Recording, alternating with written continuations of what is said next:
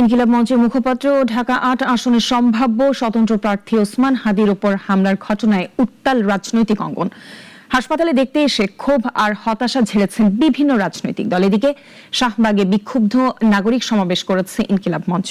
ইমরান শেখের রিপোর্ট থেকে জানব বিস্তারিত। দিনভর এভারকেয়ার হাসপাতালে সাধারণ মানুষের পাশাপাশি ভিড় করেছেন বিভিন্ন রাজনৈতিক দলের নেতারা। শঙ্কা উৎকণ্ঠা নিয়ে খোঁজ নিয়েছেন গুলিবিদ্ধ হাদির, জানিয়েছেন শঙ্কার কথা। হামলার প্রায় ২৪ ঘন্টা পেরিয়ে গেলেও এখনও হামলাকারীদের শনাক্ত বা গ্রেপ্তারে দৃশ্যমান অগ্রগতি নেই। এতে দেশের আইনশৃঙ্খলা পরিস্থিতি নিয়ে গভীর উদ্বেগ প্রকাশ করেছেন গণ অধিকার পরিষদের সভাপতি ও সাবেক ভিপি নুরুল হক নূর। আমাদের সচেতনতার মাধ্যমে এই দুর্বৃত্তদেরকে প্রতিহত করতে হবে। মনে রাখবেন, একজন সন্ত্রাসী পালিয়ে যাচ্ছে, সে আরো অনেকগুলো অঘটন ঘটাবে। আর যদি আমরা ঝুঁকি নিয়েও তাদেরকে ধরতে পারি, তাহলে বাকিদের মধ্যেও একটা আতঙ্ক যাবে, মেসেজ ছড়াবে। হাদির উপর হামলা নির্বাচনকে বানচাল করার চেষ্টা মনে করেন জাতীয়তাবাদী গণতান্ত্রিক আন্দোলনের চেয়ারম্যান ববি হাজ্জাজ।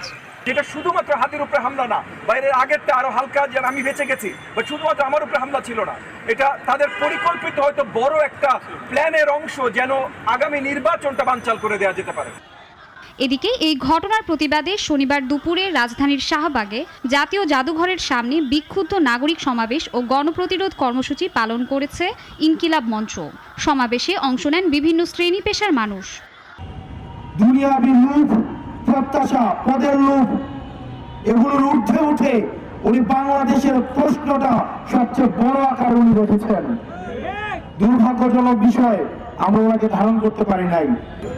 শরীফ ওসমান হাদি যেই চেতনাকে ধারণ করে তার এই চরম মূল্য পরিশোধ করলো, আমরাও যদি আমাদের হৃদয়ে সেই চেতনা ধারণ করতে পারি, তাহলে আসলে আমাদের এই কথা, আমাদের এই প্রার্থনা এবং আমাদের এই বক্তব্য এটা সার্থক হবে।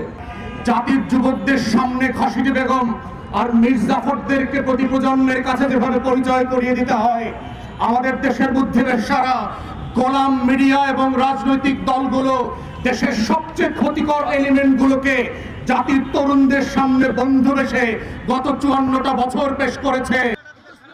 সমাবেশ থেকে বক্তারা বলেন, এ ধরনের হামলা শুধু একজন ব্যক্তির উপর নয়, বরং মতপ্রকাশ ও গণতান্ত্রিক রাজনীতির ওপর আঘাত। দ্রুত কার্যকর পদক্ষেপ না নিলে ভবিষ্যতে পরিস্থিতি আরও অবনতি হতে পারে বলেও তারা সতর্ক করেন।